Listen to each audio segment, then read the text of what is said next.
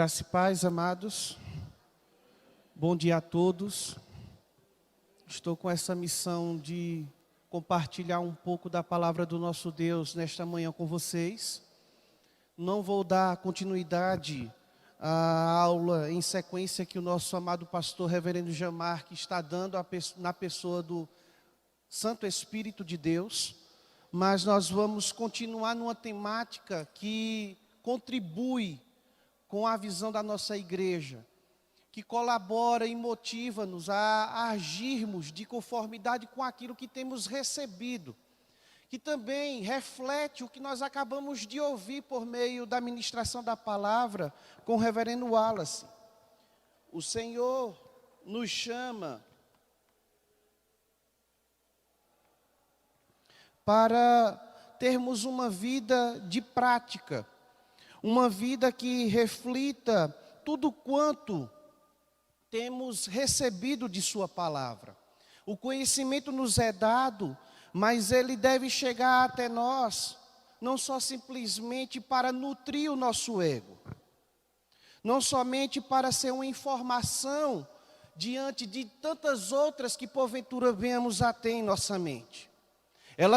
A palavra de Deus, ela deve encontrar morada, ela deve fazer a diferença, de modo que sejamos moldados, transformados, revigorados nesta palavra, a agirmos de forma diferente diante deste mundo, que tenazmente assedia a igreja de Deus, que tenazmente tem afligido o povo de Deus.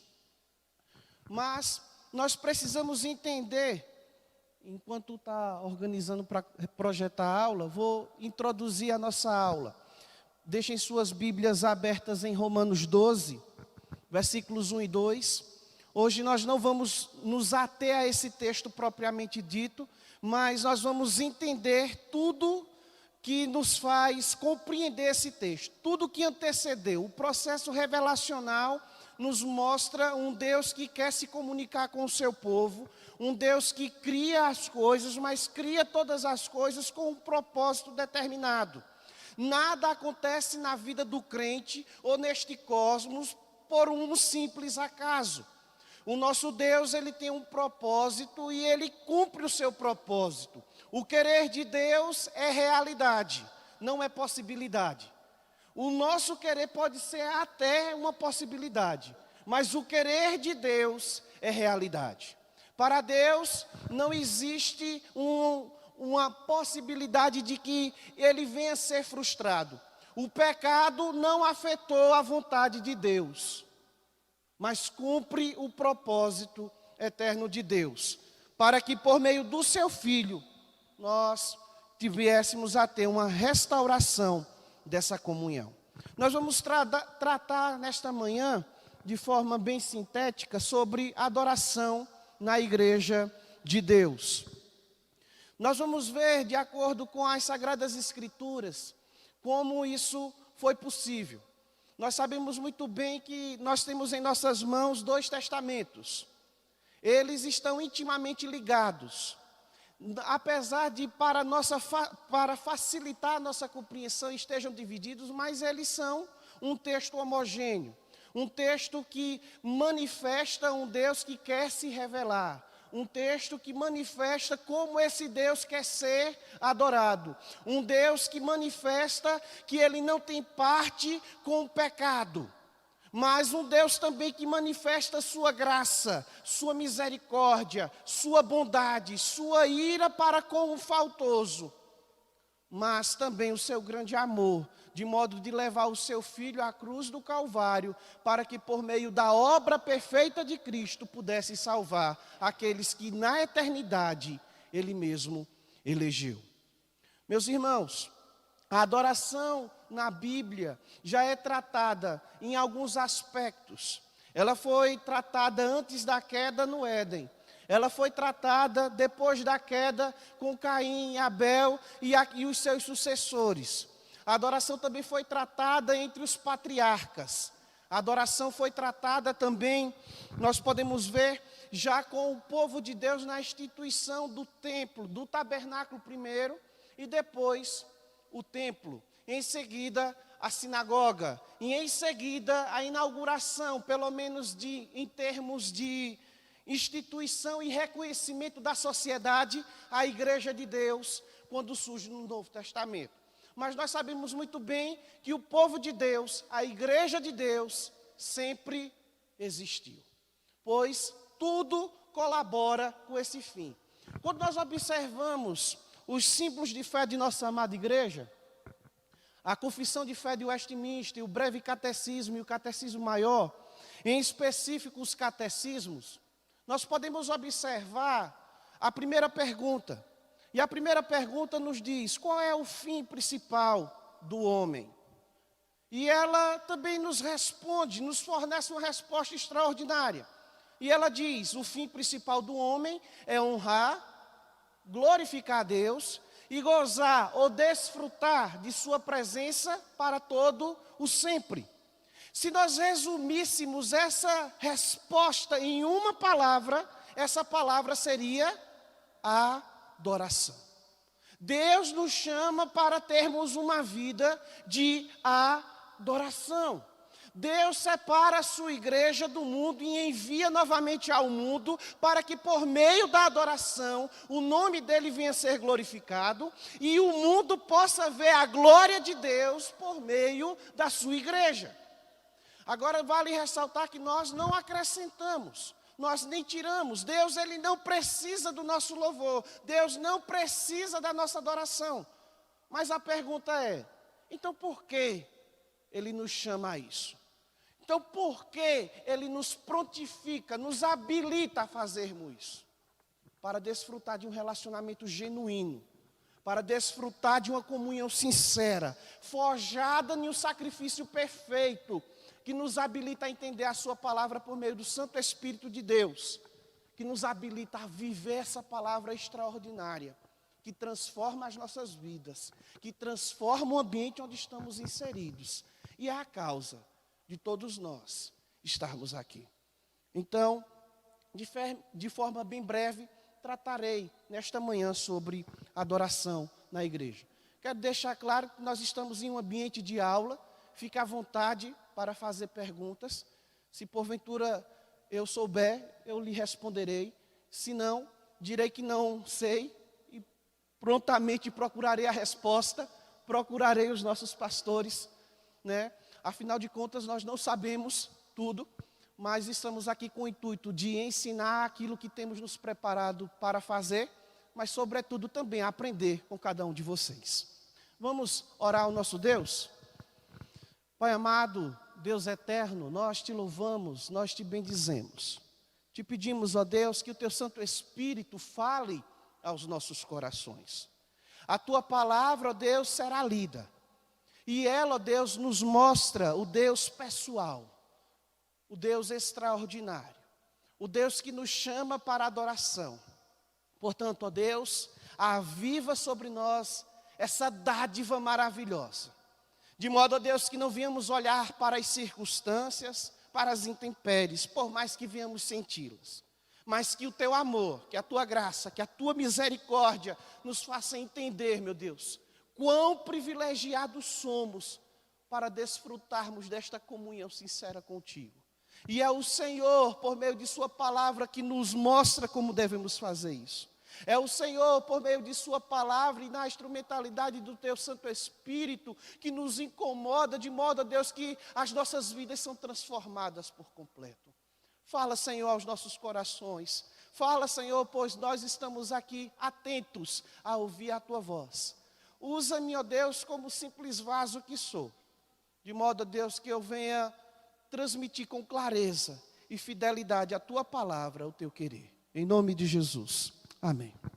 Todos abriram suas Bíblias em Romanos capítulo 12. Como eu falei, nós não vamos nos deter hoje a explicar versículo por versículo de Romanos 12, 1 e 2. Mas nós vamos entender, por meio desse texto, como nós chegamos a esse nível de adoração. Veja que o texto ele vai falar de sacrifício vivo. Mas anteriormente esse sacrifício não era vivo. Então vamos entender esse processo revelacional. E vamos ver que a igreja se modifica, mas princípios que tangem a adoração sempre foram instituídos e governados pelo próprio Deus. E a igreja, independente da dispensação, por meio da sua obra revelada, agiu de forma coerente. E quando agiu de forma incoerente, Deus prontamente os corrige. Exemplo, o próprio livro, em sua totalidade, do livro de Malaquias. Em sua totalidade, o livro de Miqueias. Livros que estão intimamente ligados ao culto. A forma como o povo de Deus estava adorando. A forma como o povo de Deus estava pervertendo a adoração verdadeira. Exemplo também a totalidade do livro de Ageu. Todos abriram em Romanos 12. Vamos ler em uma só voz. Rogo-vos, pois, irmãos, que apresenteis o vosso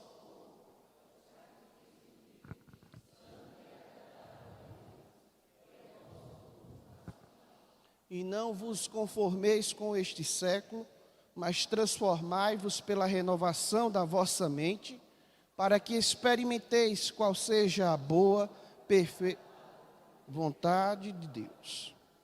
Amém. Texto maravilhoso. Um texto que, de fato, como o apóstolo Paulo e aqueles que fizeram a tradução do original, bota, é uma nova vida. É uma vida que, de fato, foi transformada pela ação soberana de Deus. O texto fala da adoração no Novo Testamento, o qual nós seguimos. E mostra que ficou mais simples a adoração. Mostra que a adoração agora não tem tantas cerimônias. Mas ele é muito mais oportuna. É uma adoração muito mais sincera, cheia de conteúdo, de modo que transforma o crente. Eu não preciso mais levar ninguém. Eu não preciso que ninguém me conduza diante da presença de Deus. Eu não preciso fazer sacrifícios sucessivos durante o ano. Porque a minha vida está diante da presença de Deus. Eu, por meio de uma oração, posso me colocar diante da presença de Deus. Veja que a adoração, de fato, é o dever da igreja. Nós vamos entender um pouco sobre esse tema. Mas, para isso, eu queria compartilhar essa frase de William Temple, um grande pastor episcopal. Pode passar alguém aí em cima, por favor? E ele diz, vamos ler todos juntos? Adorar é despertar a consciência pela santidade de Deus, alimentar a mente com a verdade de Deus, purificar a imaginação pela beleza de Deus, abrir o coração para o amor de Deus, consagrando ao... Ele foi muito feliz, William Temple, onde ele fala sobre essa perspectiva de adoração. De fato, a adoração, ela nos molda, ela corta todas as nossas arestas. Ela nos faz entender por meio da palavra, que sempre vai estar intimamente ligada. E por adoração também nós devemos entender que é quase um sinônimo falarmos de culto. Tá certo? Então, nós observando essa compreensão, nós podemos perceber que a adoração, ela nos faz observar nós diante de Deus, nós diante de nós mesmos e nós diante do mundo. A adoração nos faz entender, por meio dos óculos do Espírito Santo, como eu devo me portar. A adoração me faz entender que eu sou incapaz de estar diante deste Deus. Mas esse Deus é maravilhoso demais, de modo que Ele me habilita, apesar das minhas falhas, apesar dos meus erros, apesar das minhas inaptidões, a estar diante de Sua santa presença. E o Temple, ele fala de forma muito feliz, que nós somos moldados.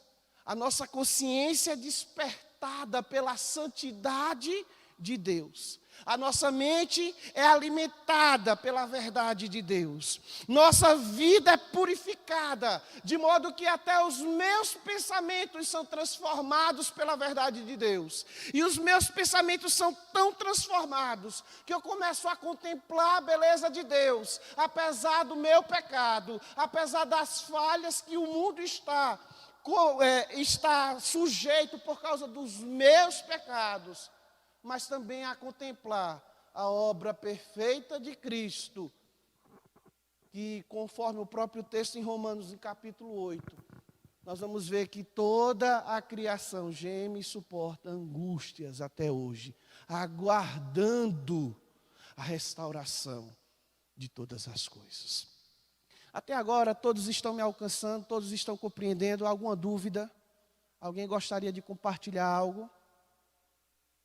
O silêncio de vocês está dizendo que sim, né? Então vamos continuar. Pode passar, meu irmão. Isso. Essa imagem vai ser a nossa compreensão. Eu creio que os que estão mais distantes não vão enxergar bem. Mas essa imagem é muito oportuna. Veja que a adoração sempre fez parte da igreja. Veja aqui, logo nessa primeira coluna, nós vamos ver a criação. Não é isso? E de forma bem rápida, fica até fácil para mim falar sobre isso, porque o nosso pastor amado já deu uma sequência de mensagens em Gênesis 1, onde ele fala que Deus, por sua palavra, ele criou todas as coisas. E ele cria todas as coisas, mas tem um propósito. Ele cria com o intuito de conduzir tudo aquilo que ele criou a adorá-lo. Então veja, antes da criação, a criação em si já adorava a Deus. Mas infelizmente, né, nós vamos ver que o nosso cabeça federal, Adão e Eva, caíram em pecado. E porque eles caíram em pecado, isso repercute na humanidade. Mas isso, veja que aos nossos olhos há aquilo que a gente não tem como romper, pois está além das nossas forças, está além da nossa compreensão. Em nada modifica o plano eterno de Deus. Ele não foi surpreendido com a nossa falha, mas simplesmente ele revela a nós, a igreja de Deus, por meio de sua palavra. Estou sempre preparado a manter o povo, a igreja que eu salvei. A palavra do nosso Deus manifesta isso, e nós vamos ver em alguns versículos. Veja agora que antes da queda, se nós observarmos, deixe sua Bíblia aberta aí em Gênesis, nós vamos passar em alguns textos, alguns versículos nós iremos ler, e vou contar com a compreensão e também o apoio de vocês fazendo essa leitura. Outros nós vamos só simplesmente citar, e aqueles que puderem, tomem nota, tá certo? Se porventura você não se sente à vontade para perguntar aqui no momento, guarde a sua observação, me procure. Tá certo? Não deixe, não vá para casa com dúvidas. Porventura, ficou com vontade de falar algo, não falou, me procure, fale comigo. Nós estamos aqui, eu e você, estamos aqui com o intuito de aprendermos. Vamos abrir as nossas Bíblias em Gênesis, versículos 1 e 2. Rapidamente nós podemos ver a criação de forma extraordinária. Não há nenhuma menção de ritual ou de culto a Deus antes da queda. Mas nós podemos observar por meio de Gênesis 1 e 2, que pelo menos 4 máximas que tangem a adoração perfeita. A primeira é que Deus, ao criar todas as coisas, Ele cria com organização. E Ele cria isso por meio de sua palavra. O universo foi criado pela palavra de Deus. Nós sabemos muito bem, o nosso pastor falou muito bem sobre isso. Todos os 6 dias de criação e o 7º dia onde ele descansa, e também, querendo ou não, institui a criação do descanso para que nós, seres limitados, pudéssemos descansar, e não porque o nosso Deus, um ser ilimitado, precisasse, Mas Ele cria isso, e nós podemos ver que o nosso Deus, Ele cria todas as coisas, e por criar todas as coisas por meio de sua palavra, como eu falei, o querer de Deus é realidade. Ele vai fazendo dia após dia, e verificando, e como o próprio texto sacro nos diz, após cada dia criado, Ele diz, e viu Deus que isso era bom. Isso está aí, meus irmãos, não é simplesmente para nós percebermos que o nosso Deus estava gostando daquilo que estava fazendo. Sim, Ele estava gostando. Mas é para que nós, a igreja da presente dispensação, pudéssemos ver o quanto o nosso Deus se importa com aquilo que Ele criou. O quanto o nosso Deus se importa e quer que nós também nos comprometamos com aquilo que Ele criou. De modo que venhamos adorá-lo, entendendo a sua palavra, vivendo a sua verdade. A palavra do nosso Deus manifesta isso. Outra máxima que nós podemos ver é que a árvore, da vida era um dom sacramental. Ela tinha uma observância necessária. A nossa confissão de fé fala muito bem sobre isso, aonde nós vamos ver que ela tinha um intuito, que era conduzir o homem à obediência. Muitas pessoas perdem o seu tempo procurando entender qual era o fruto ou o que de extraordinário ela tinha.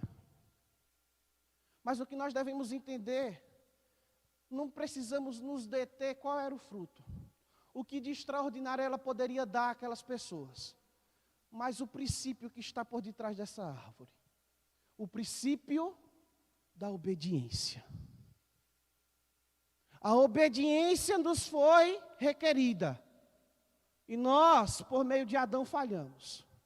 Mas a obediência hoje também nos é requerida. E por meio da obra de Cristo, nós podemos ter acesso ao nosso Deus, ao Rei da Glória. Logo, nós não vamos adorá-lo com base nos nossos méritos. Nós vamos adorá-lo com base em sua palavra e por meio da vida do Senhor Jesus Cristo. Não é à toa que nós oramos e sempre concluímos nossas orações em nome de Jesus. Em nome de Jesus que nós marchamos e militamos neste mundo. A outra máxima que nós podemos ver antes da queda é que esse Deus, em sua agenda de adoração, Ele nos habilitou o povo dele, a Adão, a Eva, a adorá-lo, qualificando eles para a adoração. E esses textos eu quero que a gente leia. Gênesis 1, versículos 26 e 27. Quem achou pode ler bem alto e forte.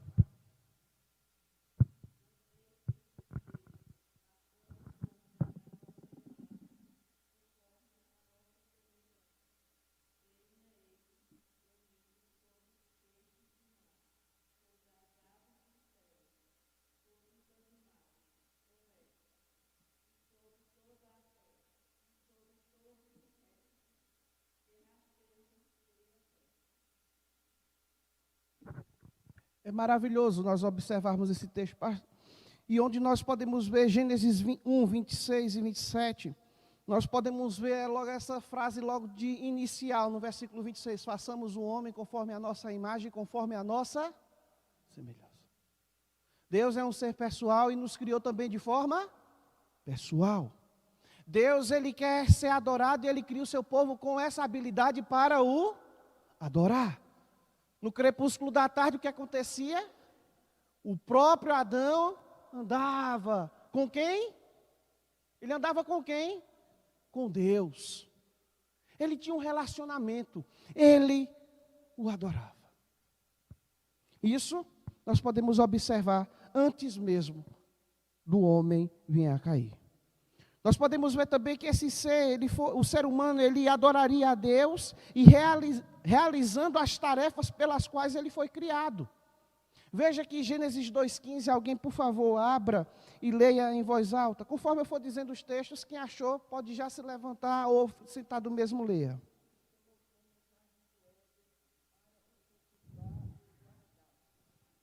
Isso. Veja que Deus coloca o homem no jardim do Éden para o cultivar e o guardar. Mas nós podemos observar que nesse texto também nós vamos ver que o nosso Deus, ele dá autoridade ao homem para dar nome a todos os animais. Veja que o homem, ele cumpre o seu dever de adoração quando ele faz bem, de forma excelente, aquilo que Deus colocou em suas mãos para fazer. Isso nos traz aplicações vívidas para o nosso momento e para também as nossas profissões, conforme nós fomos bem instruídos pelo nosso pastor Wallace. A palavra de Deus nos diz que a adoração não está limitada, embora houve um momento da história que esteve. Mas a adoração não está limitada a pessoas, nem muito menos a lugares. A adoração está limitada a quem? O Deus que limita a adoração, Ele determina como essa adoração deve acontecer. Mas Ele diz, tudo quanto nós viemos a fazer, nós devemos fazer com o intuito de adorá-lo. Isso não deve ser simplesmente uma expressão que paira sobre o meu pensamento. Isso não deve ser simplesmente um conhecimento adquirido no qual eu me lembro, mas diante do meu dia corrido e das minhas atividades, eu deixo de lado, de modo que isso não determina como eu devo proceder. De modo que, eita, não, estou cansado, vou chegar atrasado, estou cansado, vou ganhar mais meia horinha aqui, olhando o Facebook, o Instagram, no meu trabalho. Veja, nosso Deus, Ele quer que nós sejamos excelentes. Nosso Deus, Ele quer que venhamos ter essa perspectiva de adoração em todos os aspectos que tangem a minha vida. O nosso Deus, Ele quer que nós venhamos nos relacionar a Ele, entregando a Ele aquilo que nós podemos fazer e devemos fazer por meio da ação do Seu Santo Espírito. Isso já foi requerido no Jardim do Éden. O texto que acabamos de ler evidencia isso. Mas também nós podemos ver que o ser humano, ele adoraria a Deus, observando o princípio de autoridade. Em Gênesis 2, versículos 19 e 20. Gênesis 2, versículos 19 e 20. Quem achou pode ler.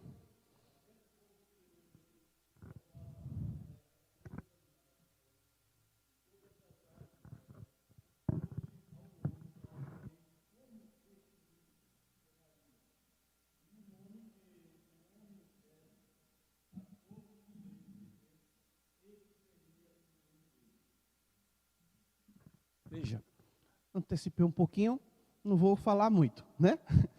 Deus deu autoridade ao homem sobre todas as coisas criadas. Deus nos colocou em um papel de destaque diante dessa criação.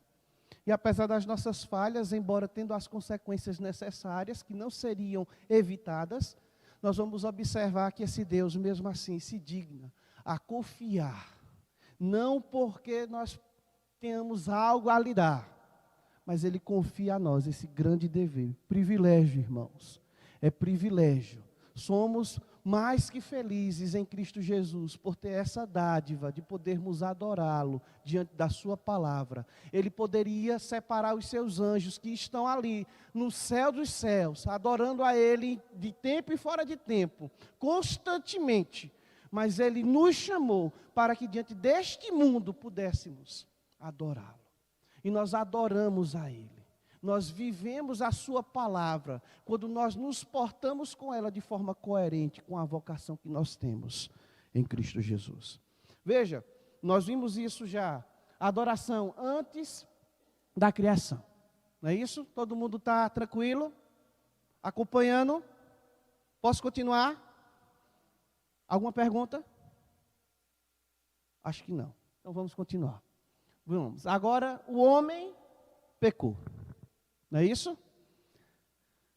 E agora nós vamos ver a adoração na vida de Caim, Abel e até os patriarcas. Vamos folhear um pouquinho.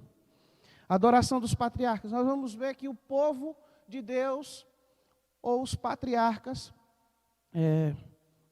de Caim até os patriarcas, vão estar se portando de forma diferenciada. Essa é uma lição que nós aprendemos no departamento infantil, né? O sacrifício de Abel e de Caim. Um foi aceito e outro não foi aceito. Aí, né, tem aquele negócio, não, porque o outro ele ofereceu uma ovelha. Não, porque ele não foi aceito porque ele ofereceu o fruto da terra. Gente, o que está em jogo aí é o quê? É o que se oferece ou quem está oferecendo? Quem está oferecendo? Deus, Ele mostra como eu devo me preparar para estar diante dEle, me preparando, isso no Velho Testamento. E isso aí, nessa compreensão aí, ó, de Adão, de Caim e de Abel. Quando nós observamos isso, nós vamos perceber que eles tinham que se preparar. Um se preparou para oferecer o sacrifício e refletiu no sacrifício essa preparação. O outro não. Por quê? Porque ele não se preparou pessoalmente. Ele não percebeu diante de quem ele estaria se apresentando. E por ele não perceber, o seu sacrifício não foi aceito. Mas veja que essas pessoas estavam familiarizadas com a edificação de altares, com essa questão de sacrifícios. Possivelmente pela a própria oralidade, o próprio Adão e Eva devem ter transmitido aos seus descendentes. Nós vamos ver que o primeiro a fazer um sacrifício foi o próprio Deus. Vendo Deus que o homem estava nu, ele faz o quê? Vestes. E ele mata o animal. Isso nos faz entender e aviva sobre a nossa memória aquilo que o autor aos Hebreus, entendendo todo o contexto cerimonial veterotestamentário, ele diz: sem derramamento de sangue não há remissão de pecados. Então veja, de Caim e Abel até os patriarcas, nós podemos ver que era um povo que estava familiarizado com a adoração. E essa adoração era evidenciada por meio de quê? Edificação de altares. Veja o texto de Gênesis, capítulo 12, versículos 7 e 8. Gênesis, capítulo 12, versículos 7 e 8. Alguém pode ler?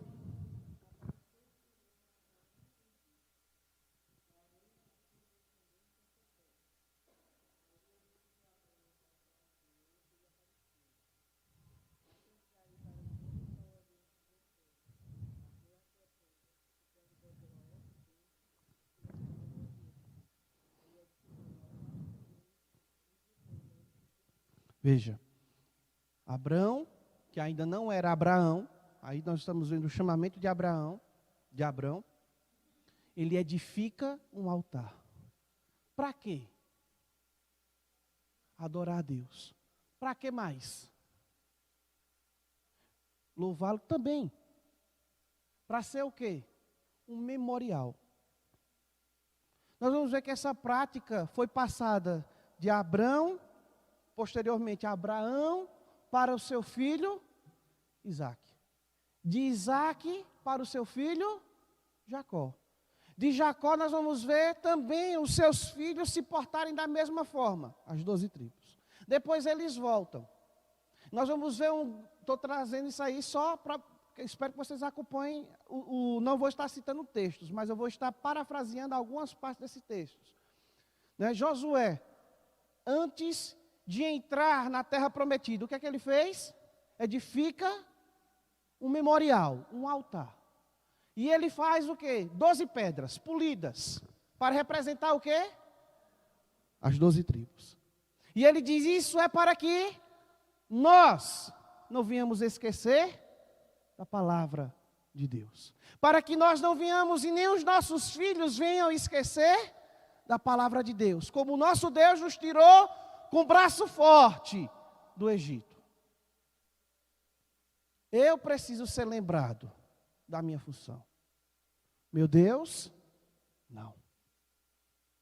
Por isso que ele se digna, de forma com grande graça e misericórdia, se revelar por meio de sua palavra. Veja que o povo de Deus estava familiarizado com essas práticas. Podemos observar que o próprio Noé e Abraão fizeram isso. nós lemos o texto de Gênesis falando sobre Abraão, mas nós vamos ver, podemos ver, eu vou só citar para nós andarmos um pouco, é que Gênesis 8, 20 e Gênesis 22, 2, nós vamos ver que tanto Abraão como Noé fizeram altares dedicados ao Senhor com o intuito de adorá-lo. Nós podemos ver que o próprio Jacó, diante do seu sogro Labão, em Gênesis 31, 54, ele também edifica um altar como uma aliança que ele faz com o Labão, mas sobretudo diante de Deus, pedindo de Deus a bênção. Quando nós observamos essas coisas, nós vamos ver que o povo de Deus estava familiarizado. O povo que Deus despertou para adorá-lo, estava familiarizado com essas práticas. Não sabemos como essas práticas chegaram, mas uma coisa é certa: o nosso Deus age de forma eficaz. E o seu povo, independente das eras, foi despertado a prestar uma adoração genuína, firmada na palavra de Deus. E nós, a Igreja da Presente Dispensação, de forma semelhante, devemos agir, sendo despertados por essa palavra, a agirmos de conformidade com a palavra, como o nosso pastor Wallace tem falado piamente. Essa igreja é uma igreja da palavra. Então nós devemos adorar a Deus por meio de sua palavra. Continuando, meus irmãos, nós podemos ver também outra expressão, entre muitas outras expressões, mas eu só quero destacar essa, que algumas pessoas se destacaram no passado porque eles andavam com Deus. E já vem logo, eu creio que muitos aqui já devem estar até com os nomes na mente. Né? Quem foi que andou com Deus? Enoque, Noé, não é isso? E o próprio Abraão. Nós vamos ver que Enoque, ele andou com Deus. Isso era normal. Um dia ele andou tanto com Deus que Deus o levou para si. É isso que Gênesis 5, 22 nos diz.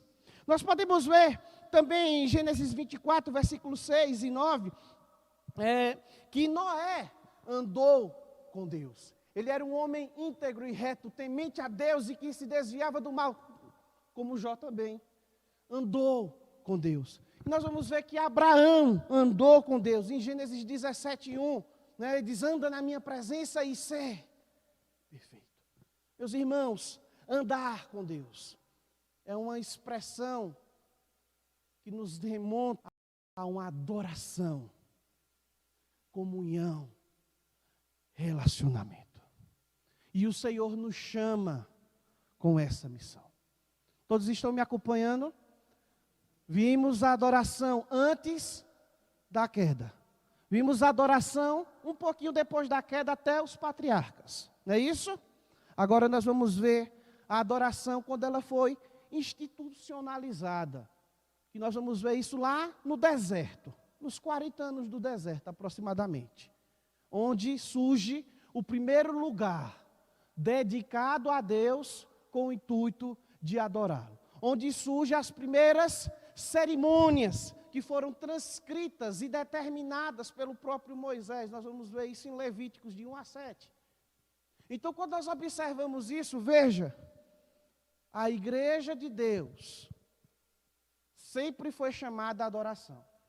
E ela passou por transições. E cada transição surtiu um efeito oportuno, de modo que colabora para o culto coletivo que nós apresentamos hoje a Deus. Mas cumprido o objetivo daquele momento, veja que o culto foi modificado. Mas o princípio que está no culto nunca foi alterado. As cerimônias ficaram para trás, mas a adoração permanece. Então veja, vamos para o texto. Adoração no tabernáculo. Nós podemos ver, observamos a institucionalização dessa adoração. Êxodo, capítulo 25, versículos 8 e 9. Quem achou, pode ler. Êxodo, capítulo 25, versículos 8 e 9.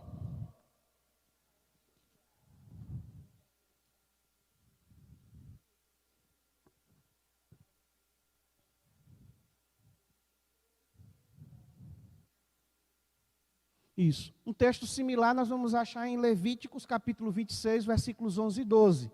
É interessante demais essa figura do tabernáculo, porque o tabernáculo era montado e as tribos elas acampavam ao redor. É extraordinário, porque nós vamos ver essa expressão sendo usada pelo próprio João, lá no primeiro capítulo, né, que nossa tradução mostra que Deus estava entre nós. Mas no original nós vamos ver que a expressão usada é tabernáculo. Deus tabernaculou. Deus tabernaculou entre nós. Por quê? Porque ele já está lembrando de quem? Lá no início, quando de alguma forma as cerimônias foram ensinadas ao povo de Deus. Para mostrar, eu estou no meio do meu povo e vocês estão ao meu redor. Eu estou no meio do meu povo porque eu os protejo. E isso era uma expressão muito vívida para aquele povo. Nós vamos ver que o próprio Deus ele tinha 2 sinais que ele fazia constantemente enquanto o povo estava peregrinando no deserto. Quais eram os sinais, meus irmãos? A nuvem, não era isso? A coluna, uma nuvem muito para dar sombra, né? Andar no deserto não deve ser fácil, né? O interessante, né, que o deserto é muito quente durante o dia, mas é muito o quê? Frio durante a noite. Aí vinha a coluna de fogo. Eita, coisa boa, né? É extraordinário.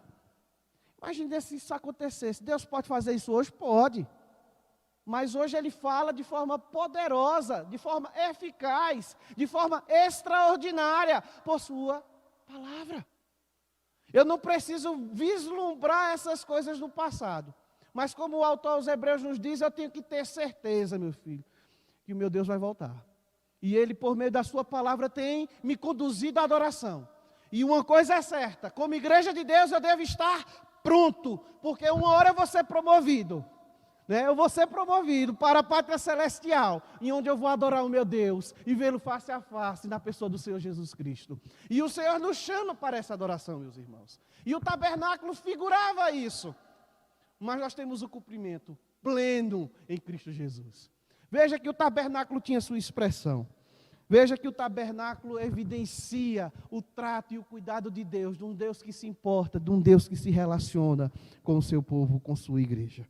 O tabernáculo era uma forma, estava no centro porque ministrava graça a Deus. Não vamos ver esse texto, mas quem quiser tomar nota, é Êxodo capítulo 25, versículo 8, e Êxodo 29, versículos 43 a 46. Mas nós podemos dar um destaque da comunhão com Deus, restabelecida pela expiação no tabernáculo.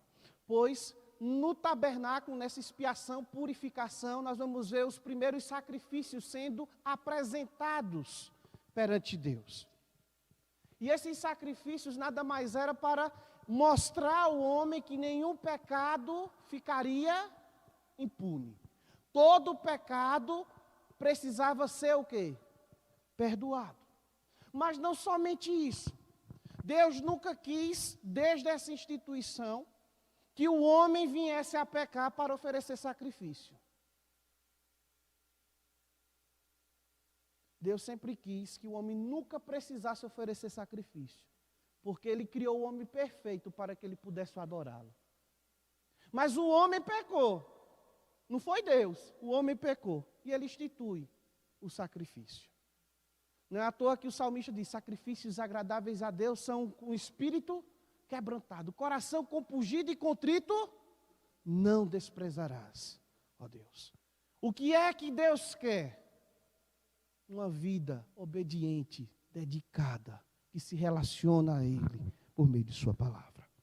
Nós vamos ver essa expressão e todas as leis que tangem essa questão cerimonial de sacrifícios em Levíticos, capítulos 1 até o capítulo 7. Depois, der curiosidade, você quer aprender um pouquinho sobre os sacrifícios, leia esses textos. Levíticos, capítulos 1 ao capítulo 7. Nossa aula não tem como objetivo explicar cada um desses sacrifícios, mas eu vou mencioná-los a nível de informação, para que vocês possam entender como foi esse processo de adoração, o que Deus fez, e hoje como esse processo é evidenciado em nossas vidas. Veja, nós vamos ver holocaustos, nós vamos ver ofertas de manjares sendo relatadas no texto de Levíticos, nós vamos ver sacrifícios pacíficos, oferta pelo pecado e oferta pela culpa. Veja que todos esses sacrifícios eram com um só intuito: colocar o povo de Deus que estava em pecado, ora, expiados os seus pecados, perdoados os seus pecados, pudesse adorar a Deus. Todos estão me acompanhando? Amém? Alguma pergunta? Alguém gostaria de falar algo? Olha que eu vi semana passada, vocês estavam conversando com o pastor Jean. Pelo amor de Deus. Então vamos continuar. Vimos antes da queda, vimos de Caim aos patriarcas, estamos vendo o tabernáculo. O que é que vem agora em sequência? O que é que vocês acham? O templo de Jerusalém. Veja que o templo é uma coisa muito interessante, porque o tabernáculo, a única coisa que diferencia o tabernáculo do templo era porque o tabernáculo era móvel. Não é isso? Isso já mostrava uma figura que fica no Velho Testamento e principalmente no deserto, que o povo de Deus foi chamado para uma peregrinação. Não é isso? O povo de Deus estava ao redor do tabernáculo e de uma forma bem objetiva nós podemos dizer que ali provavelmente foi cultivado o exclusivismo judaico, já que eles eram a nação de Deus, um povo que estava ao redor e via esses 2 milhões de pessoas peregrinando no deserto, visse isso, fazia um temor, cumprindo aquilo que o próprio Deus havia falado por meio do seu servo Moisés, para dizer ao próprio faraó: eu quero que as nações ao redor me temam e vejam meus prodígios e minhas maravilhas. Veja, nós observamos isso. O templo, ele é o quê? Ao contrário do tabernáculo, ele é fixo. Não é isso? Perdeu alguma coisa? Vocês acham que perdeu ou melhorou? Hein? Perdeu ou melhorou? Bora, gente, um de cada vez. Vocês acham que perdeu ou vocês acham que melhorou? Vocês acham que Deus, ele estava corrigindo um plano que deu errado? Logicamente que não, não é isso? Nosso Deus, ele estava perfeito. Mas veja que ele já começa a mostrar que a adoração ia tomar uma nova forma. Mas o princípio permaneceria o mesmo. No passado, eu quero que as nações vejam o meu povo peregrinando e me temam. E reconheçam que sim, existe um grande Deus, maior do que todos aqueles que eles dizem que são, mas não são. Agora, eu vou colocar o meu templo, vou edificar um templo, vou usar meu servo Salomão, para edificar um templo glorioso, para que todos os povos e todas as nações venham até mim e me adorem. Veja, vamos ver essa perspectiva. Temos 2 templos bem construídos, vamos dizer, que foi o templo de Salomão e o templo de Zorobabel. Nós vamos ver edificações e restaurações que aconteceram, certo? O próprio Esdras e Neemias nós vamos ver como grandes defensores. O livro de Ageu vai nascer também dessa sequência, né, da compreensão de Esdras. Ageu e Esdras foram contemporâneos. Eles estavam tratando a questão de culto. O culto tinha deixado de existir. Então Deus vai despertando o seu povo à adoração. Mas veja, o templo, ele era glorioso, ele era feito com pedras preciosas. Nós vamos ver isso de forma muito extraordinária, relatado lá no livro de 2 Crônicas, capítulo 2, versículo 17 a capítulo 4, versículo 22. Nós sabemos muito bem que quem contribuiu e colaborou muito para que esse templo fosse construído foi quem? Quem foi que contribuiu sem ser Salomão? Alguém chuta? Quem? Falou, agora faltou só um pouquinho desse dado. Davi, né, irmã Graça? Muito bem. Davi, ele foi um grande instrumento de Deus, mas Deus não quis que Davi fizesse. Não é tanto que ele traz, traz a minha arca. Davi sempre esteve muito preocupado com a adoração a Deus, e não só simplesmente com a adoração, mas da forma certa que deve adorar. Quando ele procurou de alguma forma resolver com o seu braço forte o que aconteceu quando estavam trazendo a arca, o povo que estava trazendo morreu. Por quê? Porque teve a boa intenção de tocar na arca para que ela não caísse.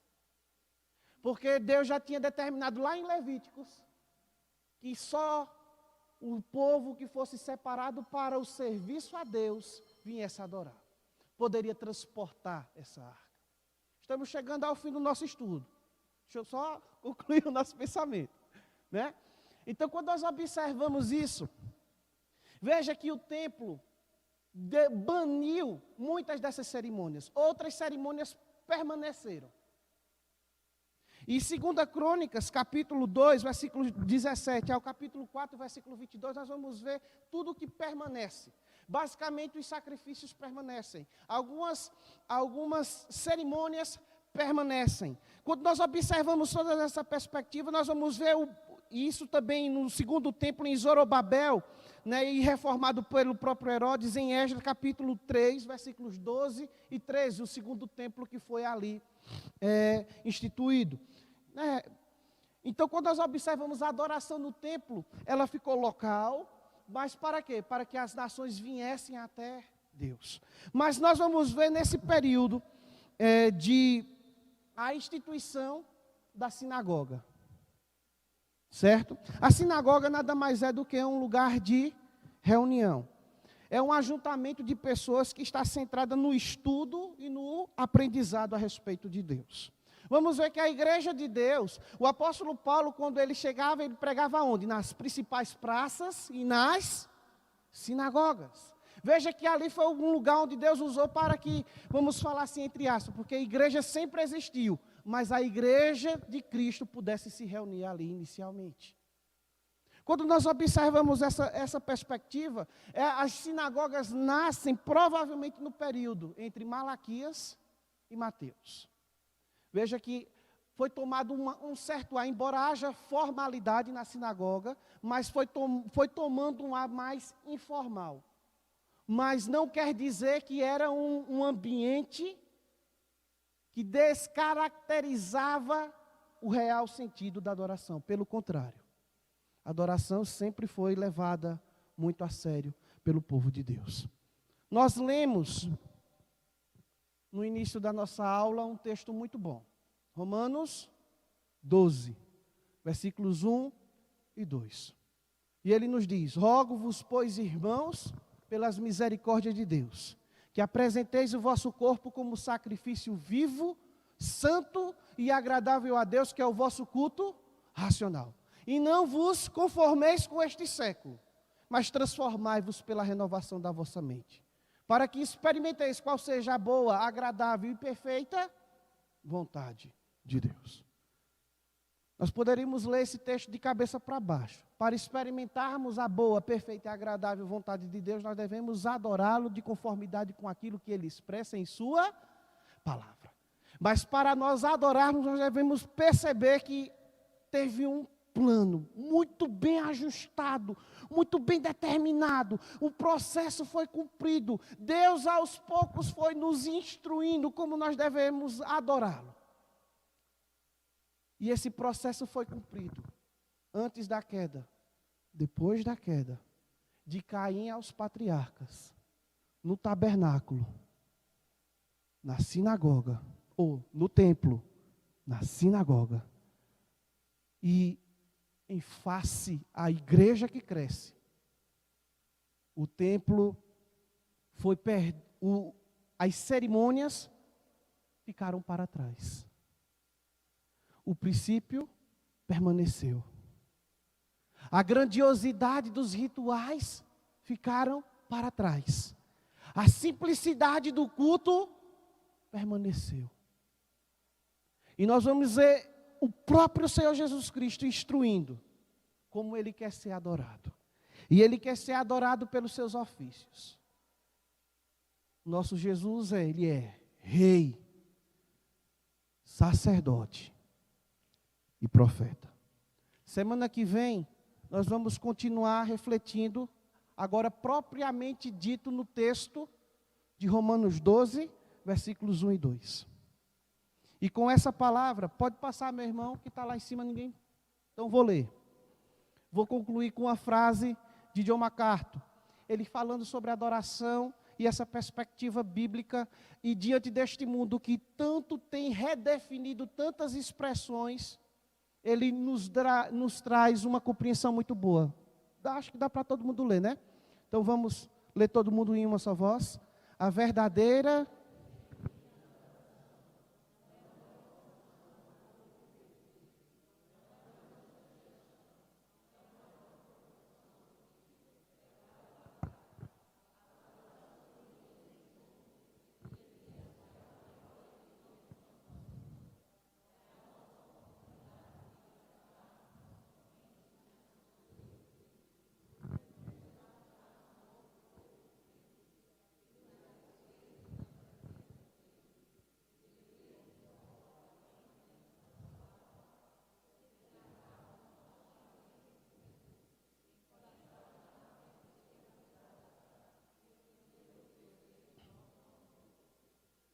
Amém. Vamos orar, meus irmãos, vamos ficar em pé.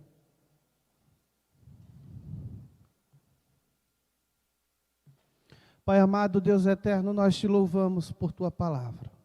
É maravilhoso contemplarmos, ó Deus, como o Senhor se revelou. E de forma extraordinária foi moldando o teu povo, quer seja do passado, quer seja nós aqui no presente, ó Deus, a te adorarmos como o Senhor quer. Obrigado, ó meu Deus, por tua palavra que nos aponta o teu querer.